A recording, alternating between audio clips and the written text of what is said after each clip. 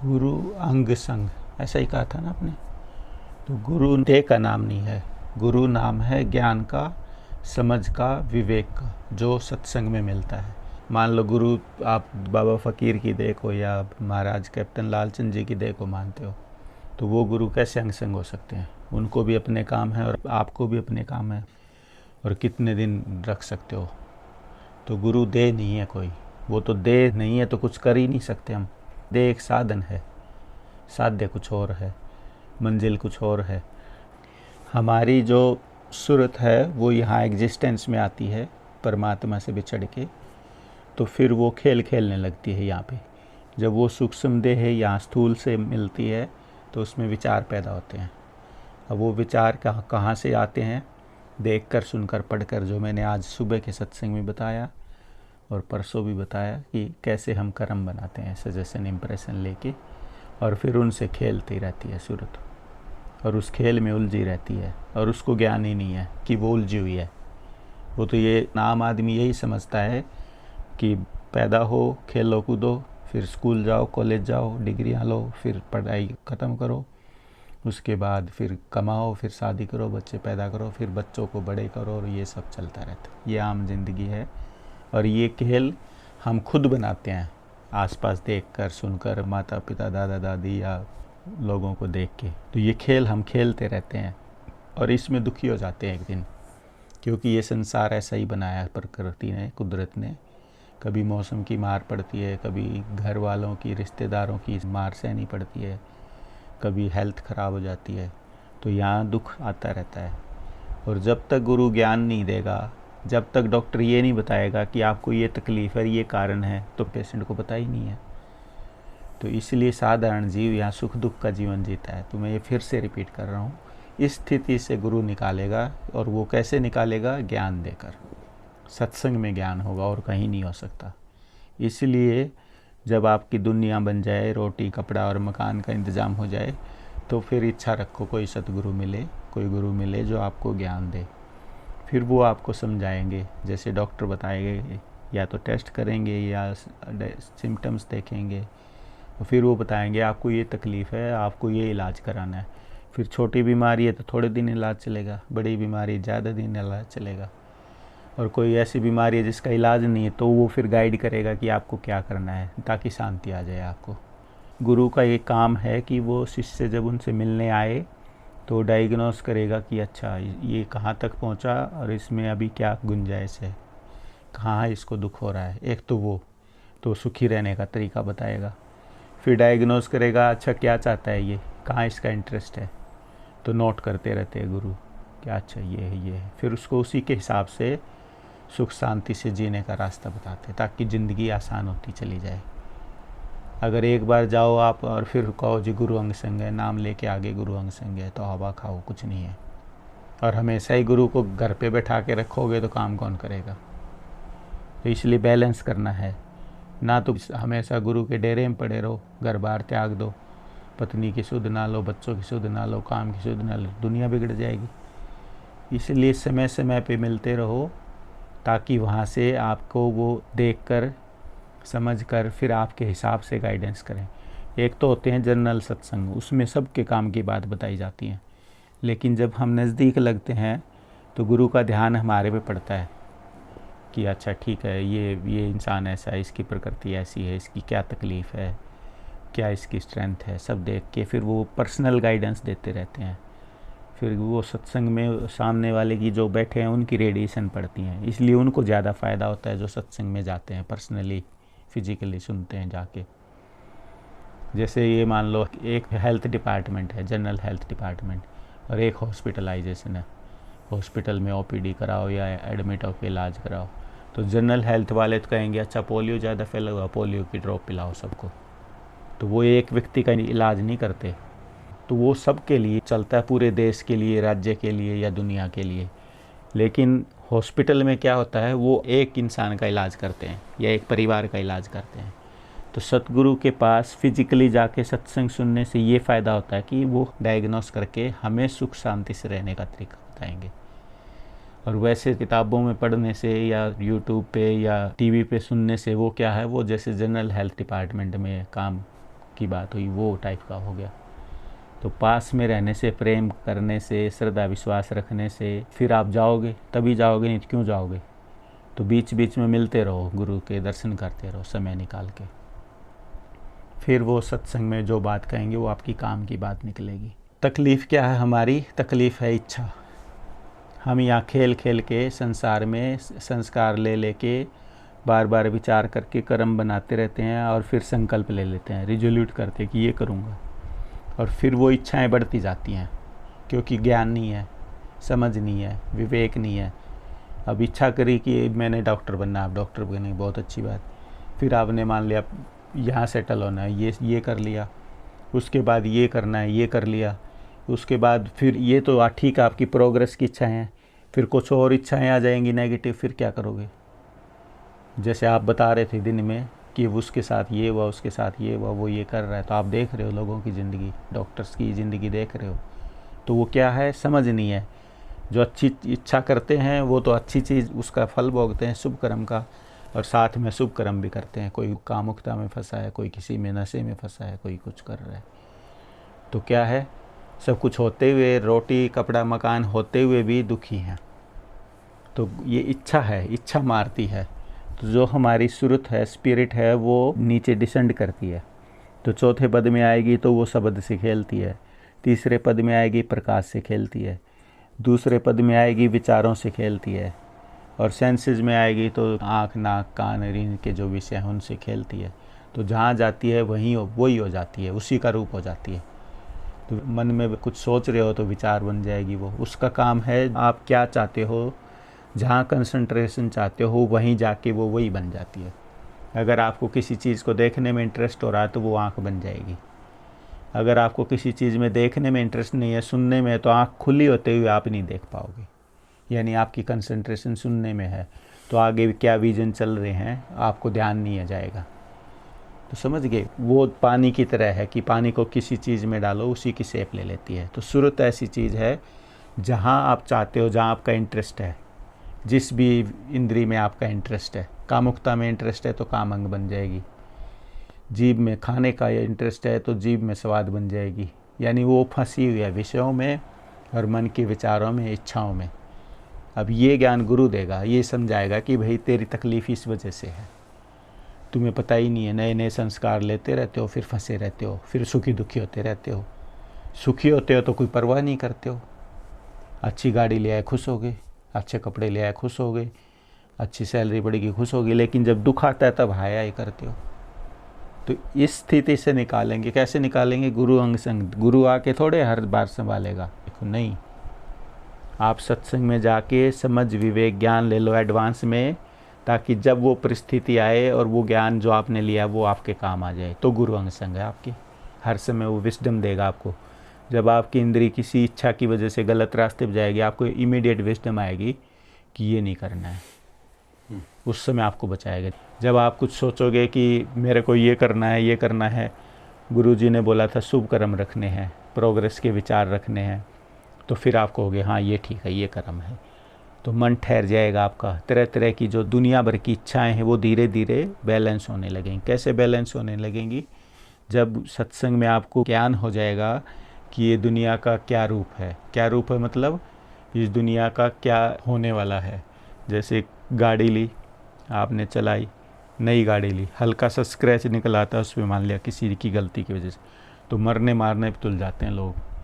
जब आपको पता चल जाएगा यार कोई नहीं, गलती हो जाती है, तो उससे कंपनसेट करा लो या तो, और नहीं तो इग्नोर कर दो। आपको पता है एक दिन तो ये गाड़ी जानी है, तो अगर ये ज्ञान है तो आप दुखी नहीं होगे। और नहीं तो जो स्क्रैच लगेगा वो गाड़ी पे नहीं लगेगा, वो लोगों के दिल पे लग जाता है, मरने मारने पे उतारू हो जाते हैं। ऐसे ही हर चीज़ का रूप समझाता है गुरु, आपको एडवांस में प्रिपेयर कर देगा सब चीज़ों के लिए, सुख के लिए भी दुख के लिए भी। परिवार के लिए बता देंगे गुरु जी, ज्ञान देंगे कि भाई ये रिश्ते नाते हैं, पिछले जन्मों का लेना देना चुकाने आए हैं। अगर ये बात किसी को एक बात भी समझ में आ जाए तो वो दुखी नहीं होगा। फैमिली में उसको पता चल जाएगा भाई जो सुख दे रहा है वो उसके कर्मों का फल है और मेरे को वो चुकता करना है। आपने मान लिया मेरे को 20 पाउंड दिए, तो मैंने आपको 20 पाउंड देने हैं, मैं भूल गया, तो क्या होगा? आप तो चाहोगे कि मैंने 20 पाउंड दिए हैं वो मिल जाए मेरे को, और मैं भूले बैठा हूँ। फिर आप किसी टाइम रिमाइंड कराओगे, जी वो 20 पाउंड दिए थे, अब मुझे तो याद नहीं, तो मैं कहूँगा यार मैं कब दिए थे आपने, आप तो परेशान कर रहे हो। अगर मेरे को याद आ जाएंगे तो मैं खुशी से लौटा दूंगा, याद नहीं आएंगे तो फिर मैं दुखी होऊंगा कि ये लोग पता नहीं कब लिए थे, ये मांग रहे।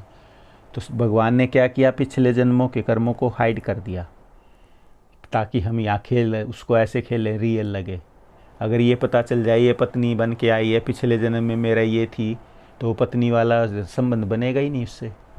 अगर ये पता चल जाए पिछले जन्म में ये बेटा थी और अब के पत्नी बन के आ गई, तो बेटा ही नज़र आएगा उसमें। इसलिए भगवान ने पर्दा डाल दिया पीछे क्या क्या, ताकि ये खेल रियल खेलें हम। तो जब ये ज्ञान हो जाएगा कि भाई मेरे ही शुभ शुभ कर्म है, तो कोई तकलीफ़ ही नहीं है। एक दो बार समझाओ, फिर मैं रिपीट कर रहा हूँ, एक दो बार समझाओ, मान जाए ठीक है, नहीं तो शायद अच्छा मैंने दिए होंगे 20 पाउंड लिए होंगे, भूल गया होगा, चुका दो, खुशी से दे दो इसको। फिर उससे ना लड़ाई झगड़ा करोगे, ना आर्गूमेंट करोगे, कुछ नहीं कहोगे, अच्छा जी ले लो बस। तो आपका कर्म तो चुक गया, आपने 20 लिए थे, आपने 20 चुका दिए। अब सामने वाले पे डिपेंड है वो क्या कर रहा है, कि वो सुख दे रहा है, दुख दे रहा है, क्या कर रहा है, ज्ञान के मार्ग पे है, ज्ञान के मार्ग पे है, उसके कर्म बढ़ते जाएंगे। तो आपने ज्ञान ले लिया तो आप खुशी खुशी अपने कर्मों को चुका दोगे। यानी जब सुख दुख आएगा उसमें बहोगे नहीं आप, तो हमेशा दिमाग शांति में रहेगा। और तकलीफ़ क्या है, हमारी सूरत विचारों में आके खेलती रहती है। जैसे मकड़ा खेलता रहता अपने जाल में, वहीं मर जाता है। तो इंसान की स्थिति क्या है, वो सजेशन इम्प्रेशन लेके विचारों से खेल के और कर्म बनाता रहता है, और कर्म बना बना के बढ़ा लेता है उनको, पिछले भोग लेता है और फिर नए बना के चला जाता है। तो करना क्या है, सत्संग लेके राग से अनुराग में आके फिर वैराग में जाना है, तब आपकी आगे आध्यात्मिक स्थिति आएगी, नहीं तो नहीं आएगी, और ना मन को शांति मिलेगी। यानी सत्संग से आपको ये समझ में आ जाएगी कि अपनी हैसियत के हिसाब से ज़िंदगी गुजारने के लिए तो रोटी कपड़ा मकान पैसा चाहिए। अगर मैं उसी के पीछे पागल हो जाऊंगा तो वो चीज़ तो मिल जाएगी, क्योंकि सिद्धि आ जाती है कर्म योग से। इच्छा में शक्ति है ज़बरदस्त, जो इच्छा करोगे वो चीज़ आ जाएगी, आज नहीं तो कल आ जाएगी। वो प्राप्त करते करते फिर क्या होता है, बैलेंस बिगड़ जाता है। गाड़ी के 4 पहिए हैं, जैसे एक पहिया निकाल दो तो गाड़ी नहीं चलेगी। इसीलिए 4 चीज़ें बनाई थी, धर्म अर्थ काम और मोक्ष। तो अभी क्या हो रहा है, अर्थ को पकड़ लिया और फिर काम को पकड़ लिया। तो एक तो ये सेक्सुअलिटी का काम है और एक कामनाएं हैं, इच्छाएं हैं, तो उसको पूरी करने में लगे रहते हैं सब, और एक पैसा कमाने में लगे रहते हैं। धर्म मतलब अपनी ड्यूटी खुशी खुशी पूरी करना, वो पूरी करोगे तो खुश रहोगे। तो उसको धर्म को भूल गए, माँ बाप के प्रति क्या धर्म है भूल गए, बच्चों के प्रति क्या धर्म है भूल गए, सोसाइटी के प्रति क्या धर्म है भूल गए। इसको कोई इम्पोर्टेंस देता ही नहीं, प्रायोरिटी पे ये होता ही नहीं। प्रायोरिटी होती है खूब पैसा बनाओ और खूब अपनी इच्छाओं को, जितनी भी इच्छाएं हैं भोगो, और बढ़ती जाती हैं। वो आग की तरह है, जितना घी डालोगे उतनी तेज़ होती जाएगी।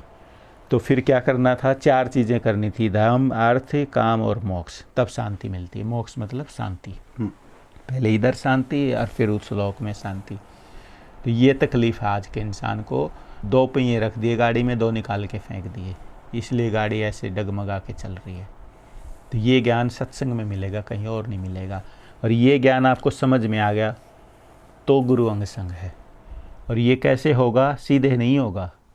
सीधे आप चाहो कि मैं ये संसारिक चीज़ें छोड़ दूँ, एक आम आदमी को सोचो, उसको तो बस पैसा चाहिए, मान बढ़ाई चाहिए, पद चाहिए, जो भी कुछ उसकी इच्छाएं वो चाहिए। उसको क्या मतलब, सत्संग के नाम से चिढ़ता है। मैं खुद सत्संग के नाम से चिढ़ता था, गुरुओं से चिढ़ता था। वो तो महाराज जी की कृपा हुई कि बड़े अच्छे प्यार से संत मत को समझा दिया उन्होंने। अगर वो किसी अपने उसमें लगते, मेरे को ये चाहिए वो चाहिए, तो मैं तो भाग जाता, छोड़ देता उनको।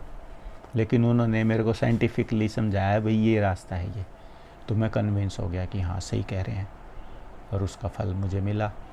तो क्या है, आपको राग है, अटैचमेंट है दुनिया से, वो एकदम छोड़ दो, उसको वैराग कर दो। कोई घोड़ी पे चढ़ रहा है लड़का, उसको आप कहो कि भाई उतर घोड़ी से, क्या रखा शादी में, मैंने करके देख रखी है, मैंने 20 साल हो गए शादी किए, अब ना मार ना मजे, तो वो सुनेगा ही नहीं, कहेगा तो खुद तो करे बैठा है, आर्गूमेंट करेगा, खुद करके बैठा है, मुझे मना कर रहा है। तो राग को अनुराग में बदल दो, यानी मन में इच्छा रखो कि परमात्मा मेरे को सुख शांति दे, और ये इच्छा भी कब आएगी, जब आप थक जाओगे इधर थोड़ा बहुत। जो खुश है उनके लिए संत मत नहीं है, जो अपनी मस्ती में मस्त है वो क्यों आएंगे सत्संग में, वो परवाह ही नहीं करेंगे। वो तो कहेंगे पगलों का ये पता नहीं क्या, अपना काम क्यों नहीं करते, क्यों पैसे फूके जा रहे हैं।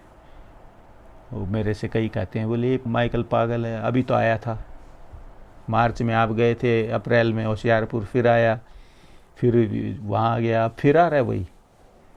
तो उनको नहीं समझ में आता, उनको पता नहीं है ना कि ये क्या कर रहा है क्या नहीं कर रहा है। अब उसको पता है कि जितना टाइम का फ़ायदा उठा सकते हो उठा लो। तो जिसको ये चस्का लग गया ज्ञान का, उसके लिए तो ठीक है, बाकी को किसी को मत छेड़ो, लेट हिम प्ले। उसको मैं कभी नहीं छेड़ता। जो हाँ संस्कार देता हूँ कि भाई ये ज्ञान ले लो तो सुखी हो जाओगे, कभी टाइम मिले तो आया करो, 1-2 किताब दे देता हूँ।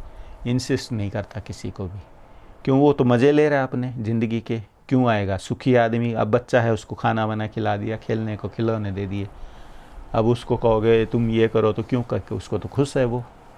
तो जो संसार में खुश है वो आएगा ही नहीं, इंटरेस्ट ही नहीं लेगा। हाँ कोई तकलीफ़ में है यहाँ, तो वो इलाज चाहता है, वो शांति चाहता है, वो आ सकता है। या किसी को जिज्ञासा है, जैसे महाराज जी को जिज्ञासा आई कि भाई भजन करता है ये, तो उन्होंने सोचा भाई ये सारी रात जगता है, क्या होता है भजन, जानूँ मैं ज़रा, क्योंकि उनकी दुनिया बनी हुई थी, खुश थे अपनी लाइफ में।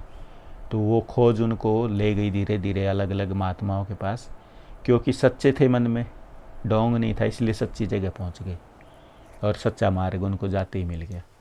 तो अगर हम सही हैं तो हमें सही जगह मिलेगी, गलत जगह चले भी गए तो वहाँ से कुदरत हमें हटा देगी, क्योंकि हमारे मन में सच्चाई है। अब मैंने कोई गुरु नहीं खोजा, सब महात्माओं के लिए श्रद्धा थी। कोई भी महात्मा प्रवचन देने आता था, मैं जाता था, एक बार सुनता था, प्रणाम करके आ जाता था, अपना काम करता था। महाराज जी के साथ रहा तो बस फिर मुझे कोई और खोजने की ज़रूरत नहीं पड़ी, ना हटने की ज़रूरत पड़ी। ठीक है भाई, तो करना क्या है, इच्छा रखो तो आपको सद्गुरु मिलेंगे। आपको राग है ये याद रखो, आपको अटैचमेंट है।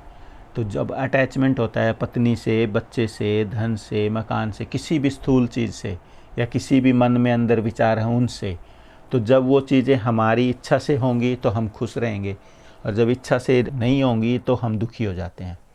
जैसे अब आप बच्चों को क्या करते हो कि ये मत करो, ये मत करो, ये मत करो, एक स्टेज तक तो वो ठीक है, लेकिन एक स्टेज के बाद भी आप फ्रीडम नहीं दोगे तो आप ग्रो नहीं करोगे, स्ट्रगल नहीं करोगे। तो जैसे रेशम का कीड़ा होता है, वो स्ट्रगल करता है उसमें से निकलने के लिए, अगर उसको खुद निकाल दो निकलते ही मर जाएगा। और जब वो स्ट्रगल कर कर के खुद निकलता है तो वो फिर देखो उसमें स्ट्रेंथ आती है। तो अगर आप ये हमेशा ये कहते रहोगे नहीं नहीं नहीं don't do this, don't do this, तो वो तो हमें तो डर लगता है कि गिर जाएगा, लेकिन उनको भगवान ने, कुदरत ने गिफ्ट दिया होता है। थोड़ा सा वार्न कर दो, टेक केयर, लेकिन इतना मत करो कि वो फिर इनसिक्योर हो जाएं, उनको खेलने दो। एक लिमिट तक फ्रीडम दो, उसके बाद अगर आपको लगे कि ये एक्सट्रीम में जा रहा है, डेफिनेटली इसको नुकसान होगा, तो वहाँ रोको आप, तब तक उनको लेट देम। वो स्ट्रगल करेंगे तो सीखेंगे, टीम वर्क आएगा, डिसीजन मेकिंग आएगी, उनको खुद केयर करनी आएगी, उनको अपनी सेफ्टी का खुद ध्यान आएगा, तब वो सीखेंगे। अगर आप उनको हमेशा ही एक बाउंड्री में रखोगे तो फिर मुश्किल हो जाती है। तो मैं अपने बच्चों को थोड़ा रिस्क लेने देता हूँ। ये इलेक्ट्रॉनिक की चीज़ें महंगी महंगी होती है, मैं दे देता हूँ, लो खेलो, तुम तोड़ेगा ज़्यादा से ज़्यादा क्या होगा, तोड़ ले भाई, कोई बात नहीं। तो वो क्या है, अब उनमें कॉन्फिडेंस आ जाता है। 3 साल से ये चेतन लैपटॉप चला रहे हैं, जब उनके कंप्यूटर शुरू हुए तब तक तो वो सारी चीज़ें सीख चुके थे, और बच्चों को सिखाते हैं, ये करो जी, ये करो, ये करो। और अब क्या हो रहा है, वो मेरे को सिखाते हैं, मैं पूछता हूँ उनसे क्या करना है। कोई भी चीज़ है उसमें आप अपनी ड्यूटी निभाओ, आपका धर्म है ये करना है, लेकिन उसको इतना मत दबाओ कि उसकी ग्रोथ रुक जाए।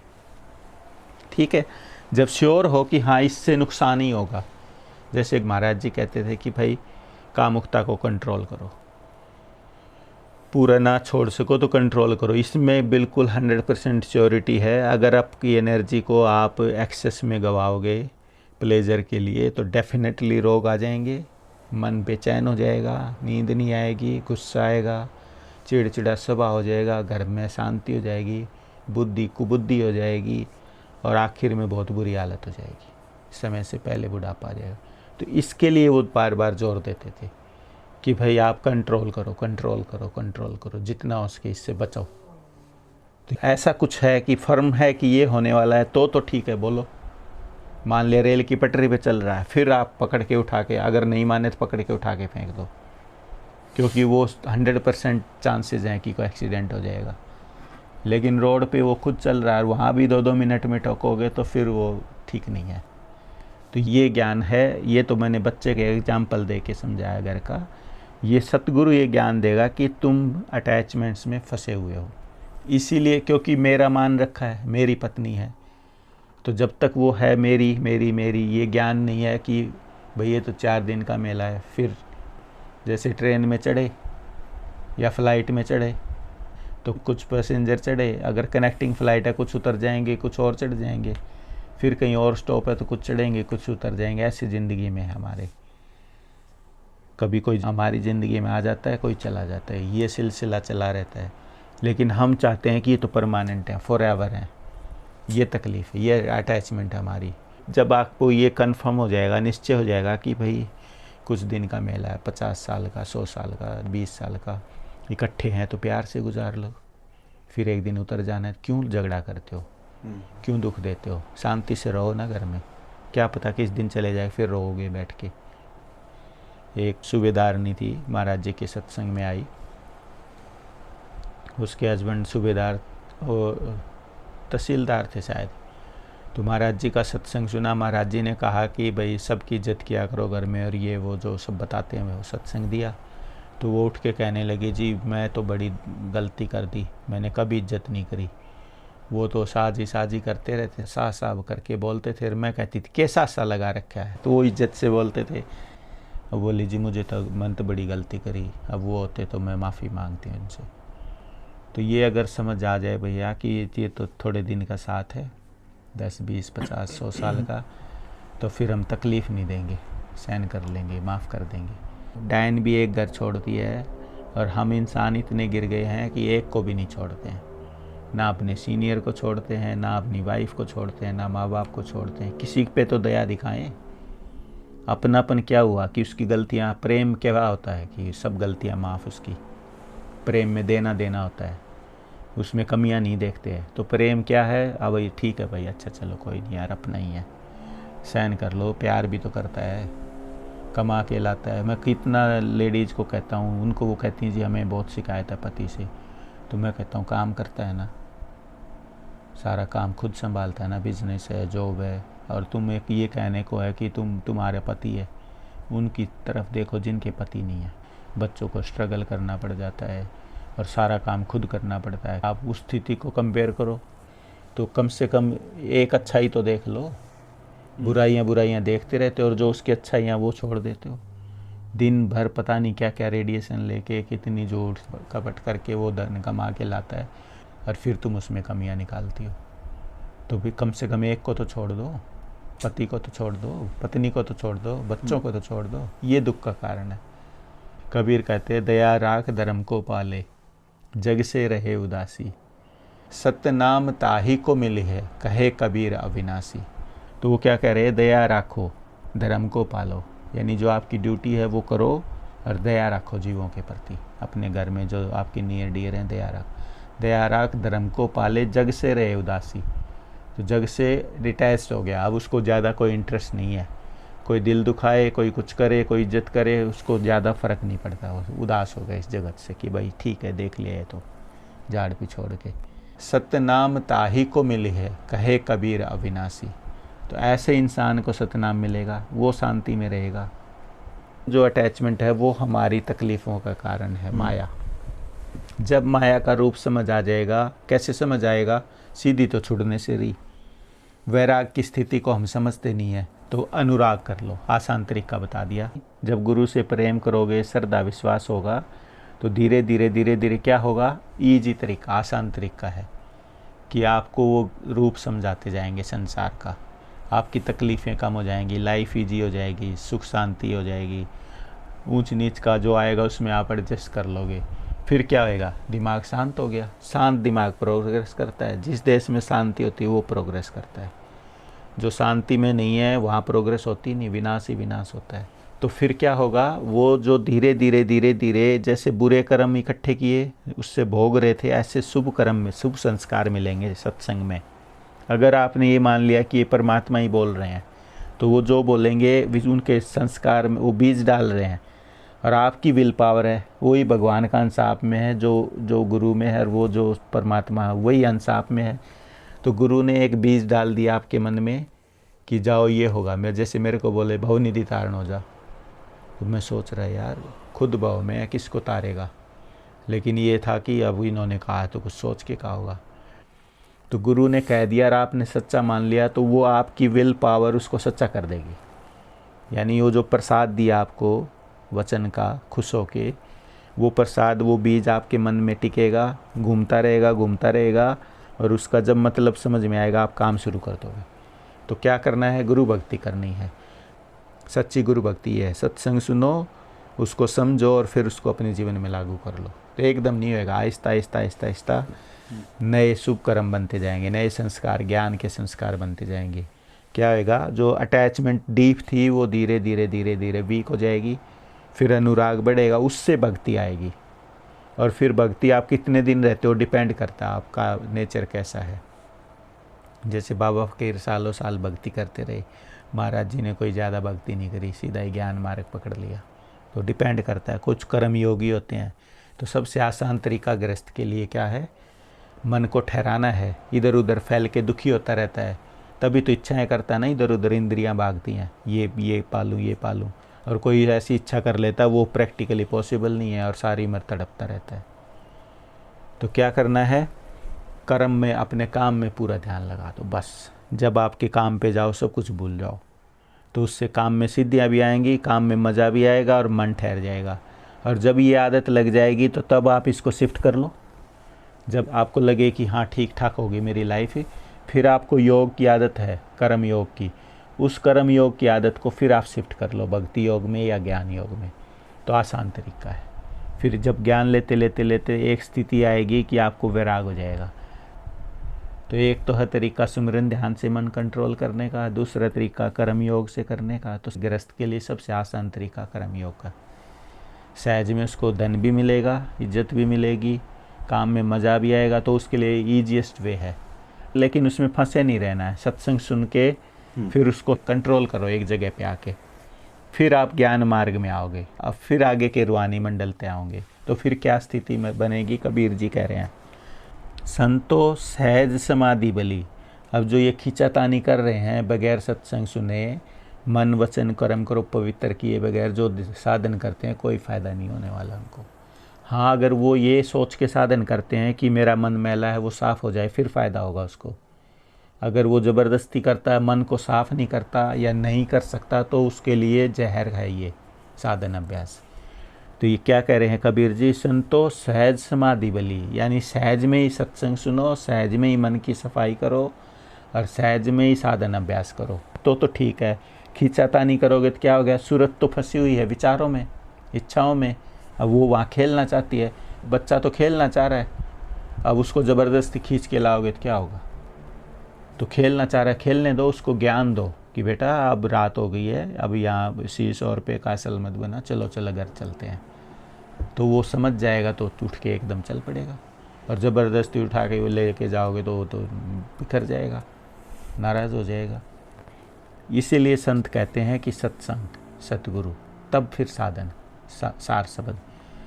अब क्या कह रहे हैं, गुरु प्रताप भयो जा दिन से, सुरत न अंत चली, आँख न मूंदूँ कान न रूंदूँ, काया कष्ट न धारूँ, खुले नयन से हंस हंस देखूँ, सुंदर रूप निहारूँ।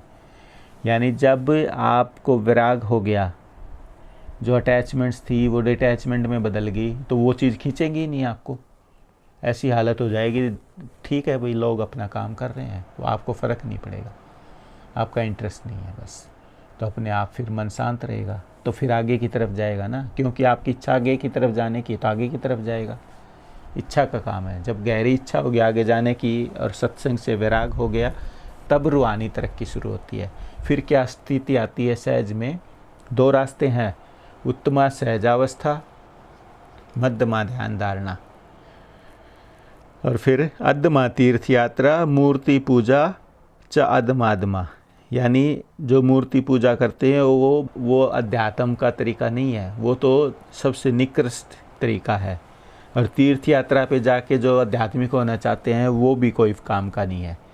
सबसे उत्तम अवस्था है सहज अवस्था, कि सहज में ही आपको सत्संग से वैराग होके और आपका मन वहाँ से हट जाए इंद्रियों से, और आप ज्ञान मार्ग पे चल पड़ोगे। सूरत को कुछ खेलना ही नहीं है, नीचे अपना काम करोगे और फिर क्या हो, खाली समय में क्या होगा, आपकी इच्छा अपने आप ऊपर ले जाएगी, अपने आप साधन आएगा। और फिर मध्यमा ध्यान धारना। अब जिनका मन नहीं ठहरता उनके लिए ध्यान धारना है, उनको इस मार्ग पे लाने के लिए सुमिरन ध्यान बताया जाता है, उनको जपना, नाम जप, ये सब बताए जाते हैं। तो समझ गए, ये है। अगर ये स्थिति आ गई कि आपको सत्संग सुन के वैराग हो गया, तो फिर आप फंसोगे नहीं मन में। तब कैसी स्थिति बनेगी, तब साधन आएगा धीरे धीरे। किसी भी स्टेज का आ सकता है, सुन का आ सकता है, ऊपर बवर गुफा का आ सकता है, सतलोक में आ सकता है, सार शब्द में आ सकता है, कहीं भी आ सकता है। वो आपकी कैसी प्रकृति, कैसी क्वालिफिकेशन, उस पर डिपेंड करेगा। तो कोई तो सीधे चले जाते हैं, कोई ग्रेजुअली प्रोग्रेस करते हैं। मैं नहीं कहता साधन में फंसो, मैं कहता हूँ पहले कर्म योग से अपना मन ठहराओ और सत्संग सुन के मन को, वचन को, कर्म को पवित्र करो, ताकि आपकी ज़िंदगी में शांति आए, आपकी ज़िंदगी आसान होए। तब फिर इस तरफ चलो। अगर घर में झगड़ा है, काम में प्रोग्रेस नहीं है, और नशे करते हैं और कामुकता में फंसे हुए हैं, वो आध्यात्मिक हो जाए, हो ही नहीं सकते। उसके दिमाग में तो वो सूरत फंसी बैठी है, हुक किया हुआ दिमाग ने, उसको कैसे निकलेगी। तो सत्संग से, ज्ञान से मन को पवित्र करना पड़ेगा, अटैचमेंट्स को डिटैचमेंट में, तब आगे चल सकते हो, नहीं तो हवा खाओ। और ये सहज में करना। तो कैसी स्थिति हो जाएगी, ये जीवित मुक्त अवस्था की स्थिति बता रहे हैं। आँख न मूंदूं, ना तो आँख बंद करनी पड़ेगी। जब आपका मन वैराग में आ गया तो आँख खुली पड़ी रहे। कान न रूंदूं, काया कष्ट न धारूं, ना कोई कष्ट धारना पड़ेगा आपको। खुले नयन से हंस हंस देखूं, सुंदर रूप निहारूं। जिधर देखोगे आपको सब परमात्मा की लीला नजर आएगी। अच्छा, ये ठीक है। कहूँ सो नाम, सुनूं सोई सुमरन, खाऊं पीऊं सो पूजा, गरे उद्यान एक सम देखूं, भाव मिटा दूं दूजा। यानी अब सब जगह परमात्मा ही नज़र आता है, यानी उस सहज अवस्था में जुड़े रहते हैं, कनेक्टेड रहते हैं। तो जो कुछ कहेंगे वही ज्ञान है, जो कुछ खाएं पिएंगे वो अनुभव के बाद है कि अनुभव ये अनुभव के बाद है। अनुभव के पहले भी आ जाता है, थ्योरेटिकल नॉलेज से, इंटेलेक्चुअल नॉलेज से, लेकिन जब कोई मुश्किल आती है तो वो फिर फेल हो जाता है। अगर आपको ज्ञान के साथ अनुभव भी हो गया तो फिर जब आप ज्ञान से कंट्रोल कर लोगे, अगर उससे कंट्रोल नहीं होगा तो फिर आप योग से ऊपर चले जाओ, तो फिर मन पड़ा रहे, मन में कोई तकलीफ हो पड़ी रहे, वो आपको असर ही नहीं करेगी। जैसे फॉर एग्जांपल मैं एक्सप्लेन कर देता हूँ। महाराज जी को ज्ञान भी हो गया था, अनुभव भी हो गया था, और फिर वो ऊँट से गिर गए, बहुत ज़्यादा तकलीफ़ होने लगी उन्हें, और तकलीफ़ हो जा रही थी। फिर समाधि में जाने की कोशिश करी, नहीं जा पाए। तो फिर क्या किया, ज्ञान से ये सहारा था कि ठीक अभी जो कुछ हुआ, तो ये शांति तो ज्ञान से मिली कि भाई मेरे ही प्रारब्ध कर्म थे, नहीं तो वो डिप्रेशन में आ जाते कि मेरे साथ ये क्यों हुआ, ये क्यों हुआ।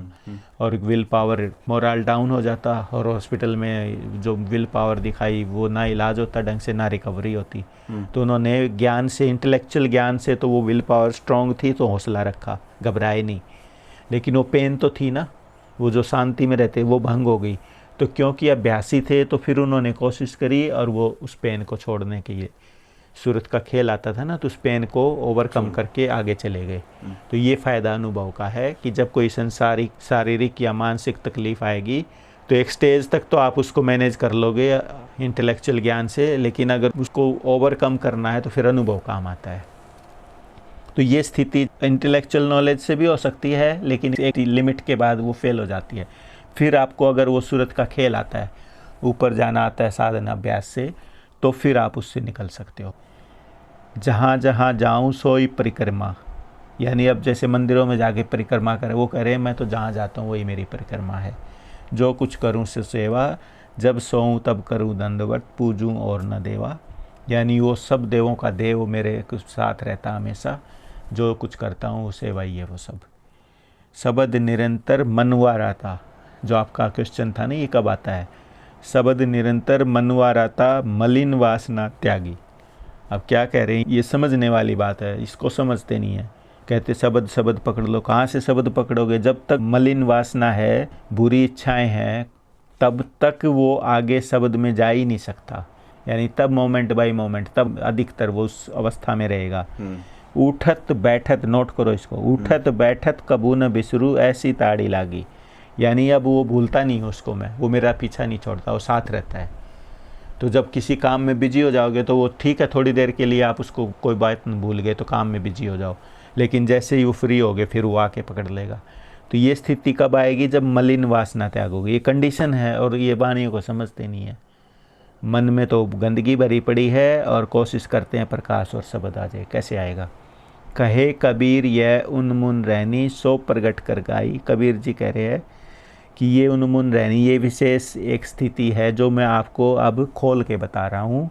और सुख दुख से परे एक परम पद, जो आम आदमी की ज़िंदगी थी सुखी दुखी, जो उसमें झूल रहा था, उससे परे एक परम पद है ते सुख रहा समाई। जब आप वहाँ पहुँच जाओगे तो आपको सुख ही सुख है, कोई तकलीफ नहीं है। ये स्थिति है। तो ये गुरु अंग संग है। जिसको ये अवस्था प्राप्त हो जाएगी उसके लिए गुरु अंग संग है। जो कुछ करेगा सब आसान है उसके लिए। काफ़ी है। हाँ जी।